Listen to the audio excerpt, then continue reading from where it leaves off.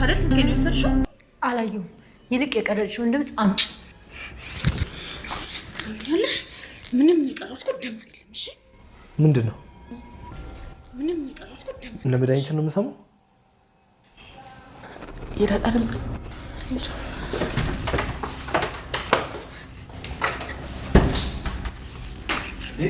በጂ ዳጣ ምን ሆናችሁ ነው? ዳጣ ምንድን ነው? ትሰሙኛላችሁ? ስልኬን መልሱልኝ።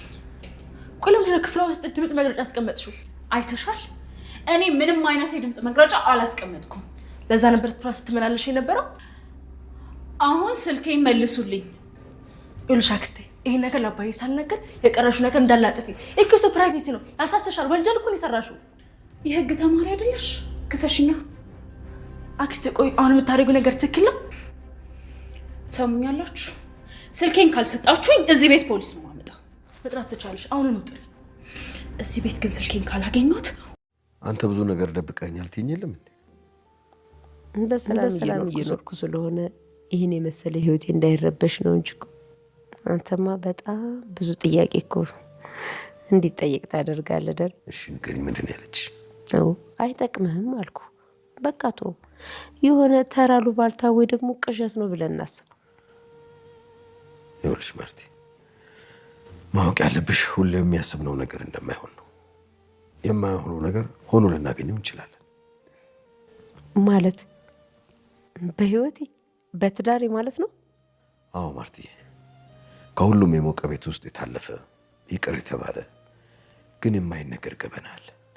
ዛሬ መድኃኒት ዳጣን ገላ ተርፋ ነበር። በዛ ሰውነቷ ተገንታች ዲቃቂ ሆነ ልጅ ተደምጣ አልቆላት ነበረ ማለት ነው። እንግዲህ ደባደባለሁ እያለች ያዙ ልቀቁን እያለች ነበረ። እሷም አብዬል ራሱ እንዴት እንደምትንሰፈሰፍላት ማና ዳጣናት እንዴ እያለች ነበረ። ከናታን ክላስ እንትን ያለች ዳጣ ስም ድምጽ ነው እያለች ነበር የነበረው። እንግዲህ ምንድነው ያወጣሽው? ከዚህ ክላስ ምንድነው ያወጣሽው? ተናገሪ አምጪ እያለች ስትጠይቃት እኔ አላየሁልሽም፣ ምንም አይመለከትሽም፣ ስልኬን ታመጭ እንደሆነ ስልኬን አንጪ፣ ሌላ ምንም የሚመለከትሽ ነገር የለም እያለቻት ነበረ። እሷ ደግሞ እኔ አንቺን ስልክ አላየሁም፣ ያስቀመሽውን መቀረጫ አምጪ ስትላት አላየሁም ስትል በዛው በጥፊ መታታለች። ከዛ ሲሞነጫጫው ነበረ። ናታን ደርሶ ነው የገለገላቸው ማለት ነው። እንግዲህ ጠበቃ የሆነችው ራሱ አብይል ለዳጣይ ነው ማለት ነው። አክስቴ ይሄ እኮ ነውር ነው፣ ሰው ክላስ ውስጥ ምንድነው አንቺ ካሜራ የምታስቀምጪው?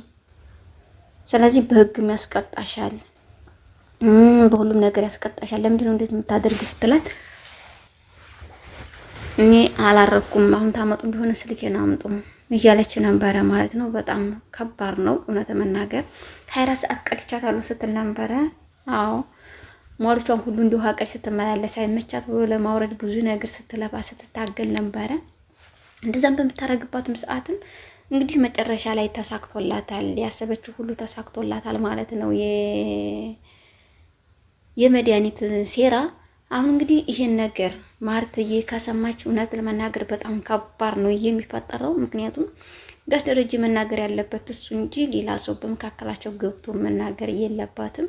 በጣም ከባድ ውስጥ ነው የሚገኙት ማለት ነው። በዛ አጋጣሚ እውነት መናገር አብጌል ጠበቃዋ የእህቷ ጠበቃ ስለሆነች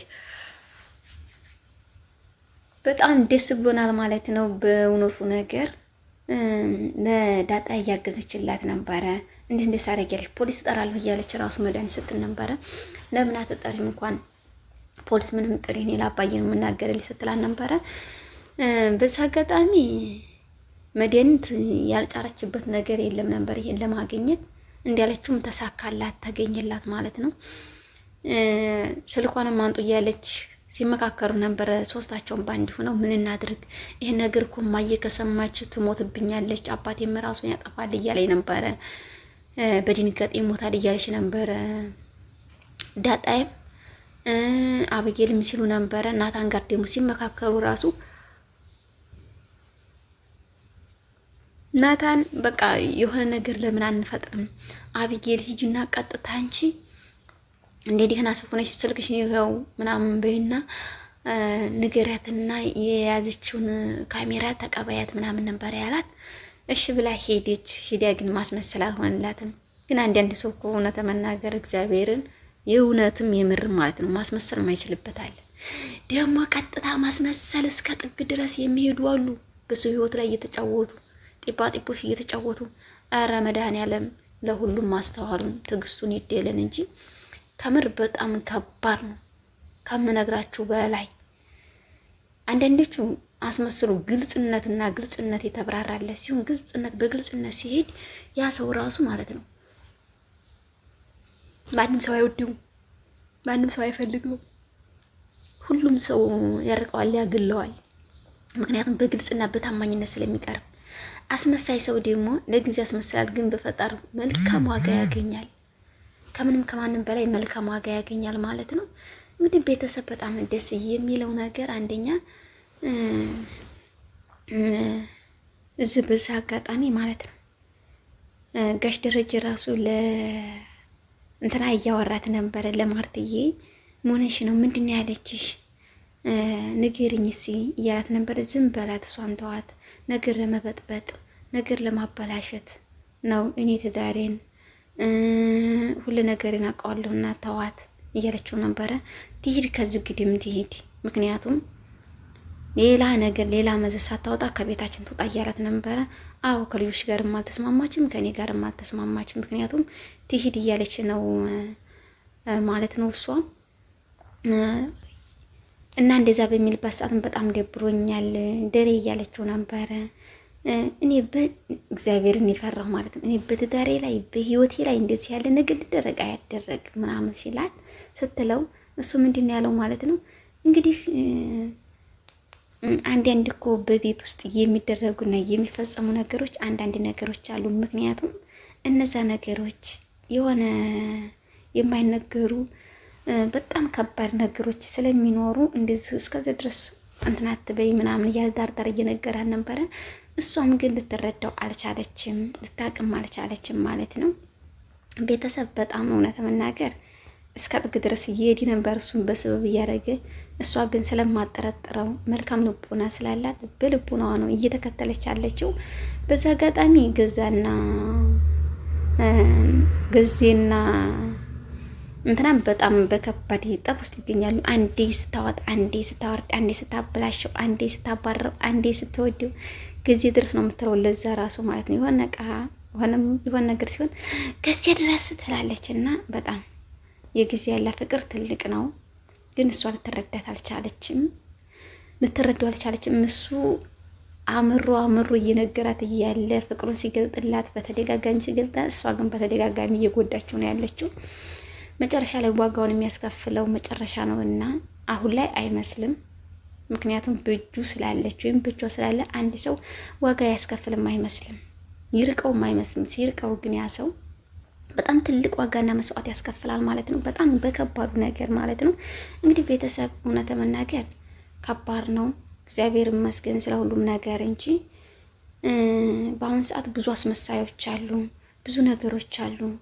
ባል ያላት በአብዛኛው ግን እኔ ብዙ ጊዜ ሴት የምትማግጥ ብዙ ጊዜ ራሱ ሶሻል ሚዲያ ላይ ሆነ ሌላ ነገር ላይም አላይም። ግን በአብዛኛው ወንዶች እውነት ለመናገር እግዚአብሔርን ብዙ ልብ የምትሰብሩ ወንዶች አሉ። ልቦና ይስጣችሁ። እናንተም ያላችሁት ጊዜያዊ ነው፣ እኛም ያለነው ጊዜያዊ ነው። እያስመሰላችሁ ብዙ ነገር የምትናገሩ ነገሮች አሉ። ለምሳሌ ደግሞ ለምን እንደዚህ ሆነ፣ በምክንያት ነው እንደዚህ የሆነው እያላችሁ ብዙ ነገሮች የምትናገሯቸው ነገሮች አሉ። የእናንተን ክብር ስትጠብቁ የሰውም ክብር መጠበቅ አለባችሁ ማለት ነው። እናንተ ራሳችሁን ስትወዱ ሰውን በቃ ምን ይሆናል ብላችሁ መውደድ ያለባችሁ ማለት ነው። የራሳችሁ ላይ ማድረግ የማትፈልጉት ነገር ውስጥ ስታደርጉ ያንንም ሰው ማድረግ የማይፈልገው ሰው እንዴት እናንተ የጠላችሁትና የተጠየፋችሁትን ሰው እናንተ ላይ ሲደረግባችሁ ለምን እናንተ ያንጨረጭራችኋል? እውነት መናገር 3 4 የሌለ የለም። አሁን በአብዛኛው የምትበላ ሴት አሳዩ ነው የሚሉት። እግዚአብሔርን እህቶቼ ተጠንቀቁ። ብራችሁንም ሆነ ህይወታችሁንም ሆነ ጊዜያችሁንም ሆነ ሌላም ብድረስ ተሰርቶ የሚገኛል፣ ችግር የለም። የልብ ስብራት ግን እስከ ዘላለም ድረስ ጸጸትና ከባድ ነገር ነውና ራሳችሁን ጠብቁ። ወደድኩሽ ዛሬ አፈቀርኩሽ ዛሬ እንደዚህ ሆንኩልሽ የሚልሽ ወንድ ውሸቱን ለማስመሰል ነገ ሌላ ትስግት ታየዋለሽ፣ በብዙ ነገሮች ሁሉ ታያለሽ። እና የምትበላ ሴት የምትገጥች ግግማ ናት ይላል የማትልክለት ሴት ከሆነች ማለት ነው። እንደዛ እያለ ብዙ ነገር እያለፈ ነው ማለት ነው። በቀጣይ በአዲስ ነገር እስከምንገናኝ መልካም ጊዜ እያልኩኝ ከዚህ ሰፋለሁ። መልካም ጊዜ መልካም ቆይታ ይሁንላችሁ። ሰላም ሁኑልኝ። በቀጣይ በአዲስ ቪዲዮ እስከምንገናኝ ድረስ ላይክ፣ ሼር፣ ሰብስክራይብ እያደረጋችሁ ስለምታበረታቱ ከልብ አመሰግናለሁ። ቤተሰብ መልካም ጊዜ ይሁንላችሁ። ዛሬ